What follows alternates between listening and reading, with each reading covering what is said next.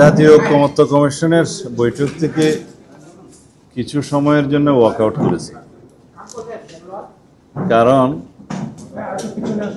আপনারা সবাই জানেন দেশে যাতে আর কখনো স্বৈরতন্ত্রের উদ্ভব না হয়, ফ্যাসিবাদের উৎপত্তি না হয়, সেই লক্ষ্যে বিধান প্রণয়ন করার জন্য জাতীয় ঐকমত্য কমিশনের মাধ্যমে সকল রাজনৈতিক দল এবং অংশীজনের সাথে আলাপ আলোচনায় কিছু কিছু মৌলিক বিষয়ে, সাংবিধানিক সংশোধনের মৌলিক বিষয় এবং অন্যান্য বিষয়ে যে ঐকমত্য প্রতিষ্ঠার চেষ্টা চলছে তার মধ্যে আমরা সর্বোচ্চ সহযোগিতা করে যাচ্ছি।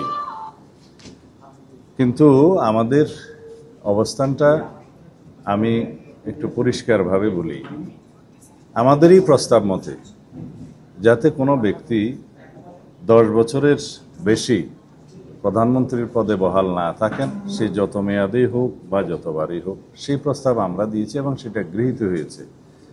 তাতে আমরা একটা কন্ডিশন দিয়েছিলাম যে অন্যান্য যে সাংবিধানিক প্রতিষ্ঠান এবং কিছু সংবিধিবদ্ধ প্রতিষ্ঠানের নিয়োগের জন্য যে কমিটি করার কথা বলছে এবং সংবিধানে রাখার কথা বলছে, সেই বিষয়ে আমরা একমত নই। কিন্তু পরবর্তীতে আমরা বিচার বিশ্লেষণ করে সবার সাথে আলোচনা করে আমরা কিছু কিছু জায়গায় আমরা ছাড় দিয়ে এক জায়গায় এসেছি। যেমন নির্বাচন কমিশন গঠন পদ্ধতিতে আমরা সরকারি দল, বিরোধী দল এবং জুডিশিয়ারির প্রতিনিধি রেখে স্বাধীনভাবে একটা সার্চ কমিটির মধ্য দিয়ে যাতে নির্বাচন কমিশনের নিয়োগ হয় সেই ব্যবস্থার সেটাও আমরাই প্রস্তাব করেছি, সেটা গৃহীত হয়েছে। তাতে করে নির্বাচন কমিশন নির্বাহী বিভাগের প্রভাবমুক্ত হয়ে সত্যিকার কার্যকরভাবে স্বাধীনতা ভোগ করবে এবং স্বাধীনভাবে নির্বাচন পরিচালনা করতে পারবে। এটা গেল 2।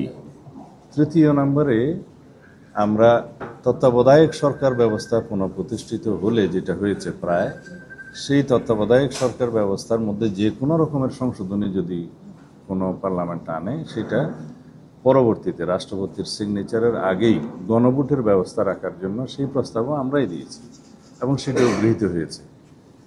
এটা মূলত এই 3টা পদক্ষেপের মধ্য দিয়ে রাষ্ট্রে পুনর্বার কোনো স্বৈরাচারের উদ্ভব হওয়ার পথটা বন্ধ হলো বলা যায়।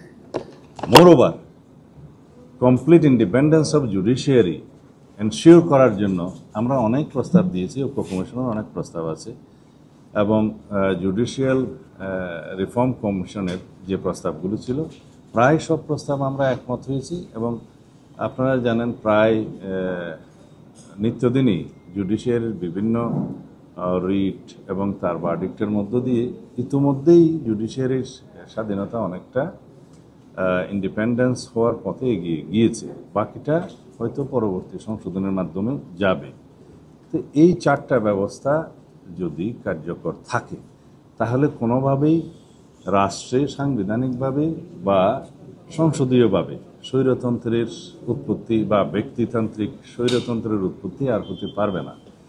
কিন্তু এখানে একটা বিষয় লক্ষণীয়, নির্বাহী বিভাগকে রাষ্ট্র এবং সরকার পরিচালনার ক্ষেত্রে যাতে কোনোভাবেই বাধাগ্রস্ত না হতে হয়, যেহেতু নির্বাহী বিভাগের অ্যাকাউন্টেবিলিটি থাকছে সংসদের উপরে, সংসদের কাছে, এবং নির্বাহী বিভাগের অ্যাকাউন্টেবিলিটি থাকতেছে জনগণের কাছে।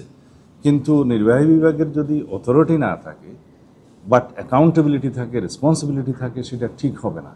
সুতরাং নির্বাহী বিভাগের অথরিটি এক্সারসাইজের ক্ষেত্রে রাষ্ট্রের বিভিন্ন অঙ্গের সহায়তার প্রয়োজন আছে। সেই বিবেচনা থেকে আমরা মনে করি যে এখন সাংবিধানিক যে সমস্ত প্রতিষ্ঠানের নিয়োগ এবং সংবিধিবদ্ধ বিভিন্ন প্রতিষ্ঠানের নিয়োগ সংক্রান্ত যে নিয়ন্ত্রণটা করতে যাচ্ছে সাংবিধানিকভাবে, সেটা যদি হয় তাহলে নির্বাহী বিভাগের কার্য সম্পাদনে এবং সঠিকভাবে একটা ভারসাম্যমূলক সরকার ব্যবস্থা এবং রাষ্ট্র ব্যবস্থা পরিচালনার ক্ষেত্রে প্রতিষ্ঠা করার ক্ষেত্রে অনেকটা বাধা পেতে হবে। কিন্তু জনগণের প্রত্যাশা অনেক। আমাদের নতুন পরিবর্তিত অবস্থায় জনপ্রত্যাশা এবং জন আকাঙ্ক্ষা পরিপূরণের জন্য আগামী দিনে নির্বাহী বিভাগের কাছে অনেক বেশি প্রত্যাশা, অনেক বেশি কার্যক্রম আশা করে। সেই লক্ষ্যকেই আমরা সামনে রেখে মনে করি যে নির্বাহী বিভাগকে অতিরিক্ত দুর্বল করার মধ্য দিয়ে রাষ্ট্রের সেই আকাঙ্ক্ষা, জনগণের সেই আকাঙ্ক্ষা পরিপূর্ণ হবে না। গুড লাক পেনের সফট অয়েল বেসড ইঙ্ক দেয় নিখুঁত লেখার আত্মবিশ্বাস। Good luck pen, make your lakh.